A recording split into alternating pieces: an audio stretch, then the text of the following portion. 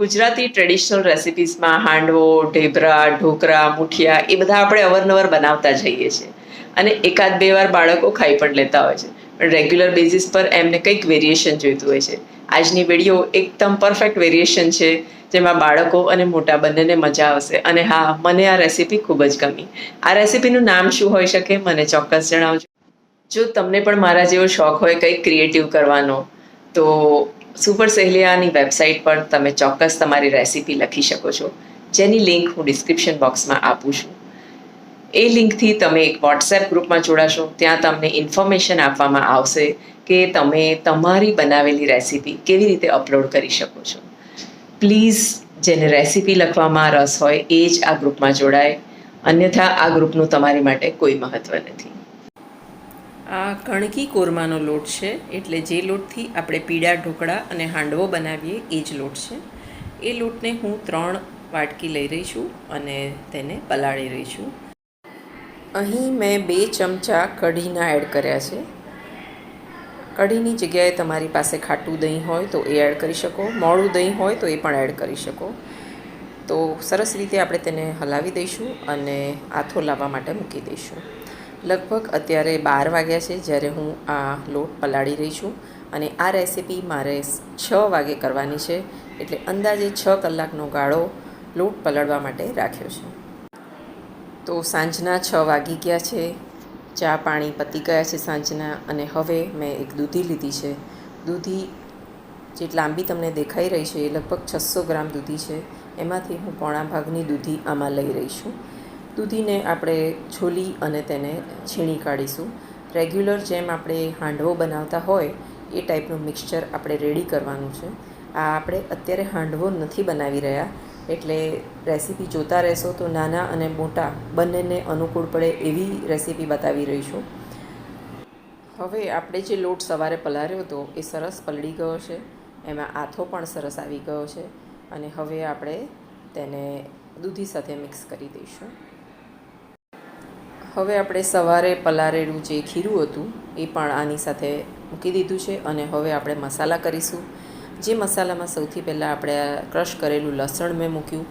એ લગભગ 20 કળી જેટલું લસણ છે, જેને મેં ક્રશ કરી રાખ્યું છે. કોરા મસાલામાં આપણે સૌથી પહેલાં હળદર એડ કરી દઈશું. જરૂર પ્રમાણે હળદર નાખવી. અહીંયા મેં લગભગ 1.5 ચમચી હળદર નાખી છે. સાથે લાલ મરચું પણ એડ કર્યું છે, કારણ કે મારે લીલું મરચું પણ એડ કરવાનું છે. પ્રમાણસર મીઠું નાખી દઈશું. સાથે મારી પાસે મગસ છે, હું મગસનો એક મોટો ટુકડો એડ કરી દઈશ. ના હોય તો તમે એ પ્રમાણે ગોળ નાખવો રહેશે. અને લીલા મરચાં ક્રશ કરીને હું આની અંદર એડ કરી રહી છું. મરચાં ક્રશ કરેલા રાખી મૂકીએ છીએ તો એનો ટેસ્ટ સારો નથી આવતો, એટલે નોર્મલી હું લીલા મરચાં તાજા જ ક્રશ કરીને એડ કરતી હોઉં છું. હવે આ બધું જ મિક્સચર આપણે મિક્સ કરી અને એક બાઉલમાં રેડી કરી લઈશું. હવે બીજી તૈયારી કરીએ. આ તો બેટર થયું. તમારે આ જ બેટરથી જો હાંડવો બનાવવો હોય, ડાંગીલા બનાવવા હોય તો તમે આ જ બેટરથી બનાવી શકશો. પણ આપણે અત્યારે હાંડવો બનાવવા નથી જઈ રહ્યા, તો આ બેટરને આપણે એક બાઉલમાં કાઢી લઈશું. તો આ ટાઈપનું આપણું મિક્સચર રેડી થયું છે, અને હવે આની અંદર મારી પાસે લીલી મેથી છે, એ હું થોડી આમાં એડ કરી રહી છું. કમ્પ્લીટલી ઓપ્શનલ છે. તમારી પાસે કસૂરી મેથી હોય તો પણ એ તમે નાખી શકો છો. તો હવે આપણું આ બેટર રેડી થઈ ગયું છે, અને ચાલો હવે નેક્સ્ટ પ્રોસેસ શું છે એ જોઈએ. આની સાથે મેં 6 બટાકા બાફીને રેડી કર્યા છે, અને આ 6 બટાકાની આપણે પેટી બનાવવાની છે. બટાકાને છોલી અને તેને મેશ કરી લીધા છે, અને ચાલો હવે આનો બેઝિક મસાલો આપણે તૈયાર કરીએ. સૌથી પહેલાં આપણે લીલા મરચાં લઈશું, જેને આપણે ક્રશ કરીને આની અંદર એડ કરીશું. લીલા મરચાં થોડા તીખા હોય તો પેટી સરસ સ્વાદિષ્ટ બનશે. સાથે આપણે અહીંયા 2 બ્રેડ લઈ લીધી છે, તેને આપણે ટુકડા કરીને આની અંદર એડ કરી દઈશું. હવે આ મિશ્રણમાં ફક્ત આપણે લીંબુના ફૂલ અડધી ચમચી અને સ્વાદ પ્રમાણે મીઠું નાખીશું. બાકી કોઈ મસાલા આપણે પેટીમાં કરીશું નહીં. બ્રેડના ટુકડા આવી રીતે મેં કાપી લીધા છે, અને એનો ભૂકો ન પણ કરીએ તો પણ એ બટાકામાં ઇઝીલી એબ્સોર્બ થઈ જાય છે. બટાકાનું પાણી શોષી લે છે અને પેટી એકદમ સરસ કડક તૈયાર થાય છે. હવે આટલા બટાકા અને બ્રેડ નાખ્યા પછી જરૂરિયાત પ્રમાણે મેં અહીંયા 1 થી 1.5 ટીસ્પૂન મીઠું એડ કર્યું છે. હવે આને મિક્સ કરી અને થોડા સમયમાં આ જે મોટા મોટા ટુકડા બ્રેડના દેખાય છે એ બધા જ બટાકાનું પાણી શોષી લેશે અને બ્રેડ પોતે પણ એક રસ થઈ જશે અને પેટીસનું માવો પરફેક્ટલી તૈયાર થઈ જશે. પેટીસ માટે આપણે પૂરણ તૈયાર થઈ ગયું છે અને હવે આપણે તેની પેટીસ નાની અને મોટી બે રીતની આપણે કરીશું, કારણ કે આ વિડીયોમાં હું તમને બે રીત બતાવી રહી છું કે આટલી પૌષ્ટિક રેસીપી આપણે બનાવી રહ્યા છે. તો મને થયું કે ચલો બે આઈડિયા આપું. બંને આઈડિયામાંથી જે આઈડિયા તમને ગમે એ ચોક્કસ મને કમેન્ટ કરીને લખજો કે કયો વધુ ઇન્ટરેસ્ટિંગ લાગ્યો, કયો તમારા બાળકને ગમશે, કયો તમારા ફેમિલીમાં એક્સેપ્ટેબલ છે. આ મેં મોટી સાઇઝની પેટીસ તૈયાર કરી છે અને બીજી ઘણી બધી મેં નાની નાની તૈયાર કરી. બંને આઈડિયા હું તમારી સાથે શેર કરું છું. પેટીસને વ્યવસ્થિત રીતે એક સરખી આપણે કરી દઈશું અને બને તો એને ઇવન ફ્લેટ હથેળીથી કરવી હોય તો હથેળીથી અને આટની પર કરવી હોય તો આટની પર પણ એને સરસ ફ્લેટ તૈયાર કરજો અને પછી આપણે તેને સરસ કડક શેકી. પેટીને હાથમાં લઈ અને મેં તેના ઉપર ઇવનલી તેલ ચોપડાય એ પ્રમાણે તેને તેલ ચોપડી દીધું અને ત્યાર પછી તેને આપણે તવીમાં શેકી લઈશું એટલે બધી બાજુથી એ સરસ કડક થશે.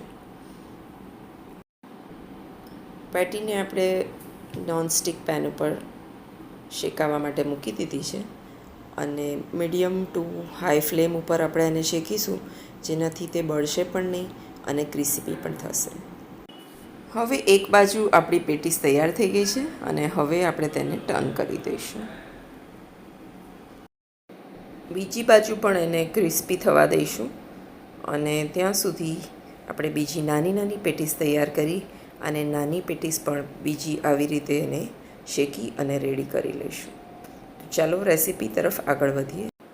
હવે જે આપણે બેટર રેડી કર્યું હતું તેનું નાનું પુડલા જેવું બનાવીશું, પણ તેને થીક રાખીશું, કારણ કે હવે જ આપણી એકચ્યુઅલ રેસીપી ચાલુ થાય છે અને નાનું મોટું તમે જેવું બનાવવું હોય એવું બનાવી શકો છો, પણ સ્લાઇટ એને થીક રાખવું જરૂરી છે. આની ઉપર આપણે તલ ભભરાવી દઈશું અને તમે બને એટલા તલ આની અંદર ભભરાવી શકો છો. હવે તમને ખ્યાલ જ હશે કે આપણે આને શેનું બનાવ્યું છે. આ કણકી કરમાનો લોટ છે, તેની અંદર દૂધી છે, તલ છે અને બધા જ પૌષ્ટિક મસાલા છે. હવે તેની ઉપર આપણે પેટીસ જે બનાવીને રાખી છે તેને એની ઉપર જ સ્ટીક કરી દઈશું, એટલે તે પણ જોડે જોડે નીચેનું પડ તૈયાર થશે અને પેટીસ આપણી ઓલરેડી તૈયાર થયેલી. હવે આને મીડિયમ ટુ હાઈ ગેસ ઉપર તૈયાર થવા દેવાનું છે. થોડી વાર પછી જ્યારે નીચેનું પડ સ્લાઇટ કડક થઈ જશે ત્યારે તેની ઉપર આપણે ફરીથી બેટર એડ કરીશું, જે આપણી પેટીસ અને નીચેનો જે પૂડો છે એ બંનેને ચોંટી જશે, જેથી આ પેટીસ જે બનાવી છે તે આખી અંદર સ્ટફ થઈ જશે અને બંને એક જ આઇટમ થઈ જશે. હવે કિનારીમાં આજુબાજુ આપણે થોડું ઓઇલ એડ કરીશું, જેથી તે ક્રિસ્પી બને અને તેને ટર્ન કરવામાં પણ આપણને સરળતા રહે. ધીરે ધીરે કરી ચારેય બાજુથી આપણે તેને ઉખાડવાનો પ્રયત્ન કરીશું, જે ઓલરેડી ઉખડી જ જશે અને પછી આપણે ચડી ગયું હશે એટલે પેટીસને પણ એ બેટર સાથે સ્ટીક કરી દઈશું અને પછી તેને ટર્ન કરીશું. અહીં તમારે એક વાતનું ખાસ ધ્યાન રાખવાનું કે નીચેનું પડ પરફેક્ટલી તૈયાર થઈ જાય પછી જ તેને ટર્ન કરવાનું, નહીં તો ટર્ન કરતી વખતે તમારાથી એવી ભૂલ થઈ શકે છે કે પેટી અને પૂડો બંને છૂટા પડી જાય. તો આ પ્રોસેસ થોડોક ધ્યાનથી કરવાનો છે બહુ જ ઇઝી, થોડી કાળજી લેવાની. તો ચાલો હવે આપણે તેને ટર્ન કરીએ અને બીજી બાજુ રેડી કરીએ. થોડી સાવધાનીથી ટર્ન કરશો તો સહેજ પણ પાર્ટ આવી રીતે છૂટો નહીં પડે. હાલાકી આપણે બીજી બાજુ શેકવાનું છે એટલે એ બધા જ પાર્ટ એની જાતે જ સરસ એકબીજા સાથે ચોંટી જશે.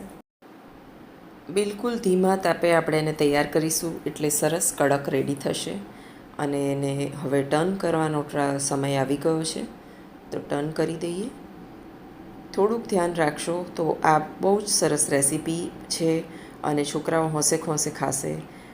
આ બેટરની અંદર હાંડવાનો લોટ એટલે કણકી કરમાનો લોટ, ચોખા અને દાળનું મિશ્રણ પ્લસ આની અંદર દૂધી નાખેલી છે અને એક પેટીસનું સ્ટફિંગ કરી અને આપણે એને બનાવીએ છીએ તો એકદમ સરસ રેસીપી, જે બાળકો હાંડવો કે ડાંગેલા ખાવામાં બૂમો પાડતા હોય એ બધા જ બાળકો આને હોંશે હોંશે ખાઈ લેશે. ચાલો, હજી આપણે આને આગળ એસેમ્બલ કરવાનું બાકી છે. અહીંયા આપણી રેસીપી પૂરી નથી થતી. તો ચાલો આપણે આને એવી રીતે એસેમ્બલ કરીએ કે નાના મોટા બંનેને આ સ્વાદિષ્ટ લાગે. ટમેટો કેચઅપ એ તો છોકરાઓને ટેસ્ટ બડ્સની જાન છે. અહીં ઘરે બનાવેલી ધાણાની ચટણી આપણે એડ કરી દઈશું. કેટલી પૌષ્ટિક રેસીપી આ બની રહી છે. તમે એક એક આઈટમ ચોક્કસ ગણીને જોજો કે આની અંદર શું નાખ્યું છે. અહીં મેં કાપેલું સલાડ એટલે કાકડી, ટામેટાં અને ઉગાડેલા મગ એ 3 વસ્તુ નાખી છે.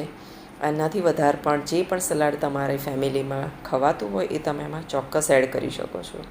અને એક હાંડવાની કેટલી કાયાકલ્પ થઈ ગઈ એ તમે જોઈ શકો છો. તો આ રેસીપી તમારા ડિનરમાં હંમેશા એક આઈટમ તરીકે કે ચોક્કસ ઉમેરી દેજો.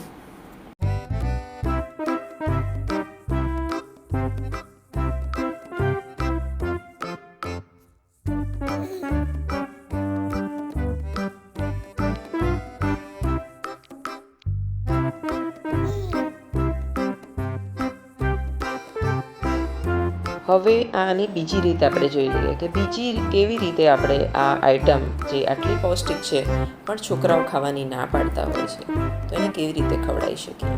હાંડવો તમે મહિનામાં એકવાર બનાવો તો ચોક્કસ છોકરાઓ ખાઈ લે છે, પણ વારે વારે એ જ બેટરનો યુઝ કરો તો એ લોકોને નથી મજા આવતી. તો આવી રીતે ફરીથી નાનો પુડલો આપણે રેડી કરી લેવાનો છે અને આવા 2 પુડલા આપણે રેડી કરીશું આ વખતે. આજની આ રેસીપીને તમે પૌષ્ટિક ગણો છો કે નહીં મને ચોક્કસ જણાવજો. અને આ રીતના નવા નવા વેરિએશન્સ આપણે કેવી રીતે કરી શકીએ એનો આઈડિયા પણ મને આપતા રહેજો. આવી રીતે 2 નાના નાના પુડલા મેં રેડી કર્યા છે. બાળકોને બ્રેડની યાદ ન આવે એટલા માટે થોડા થીક બ્રેડ ટાઈપના મેં પુડલાઝ રેડી કર્યા છે. અને ચાલો આ રેસીપી કેવી રીતે બને છે એ જોઈએ.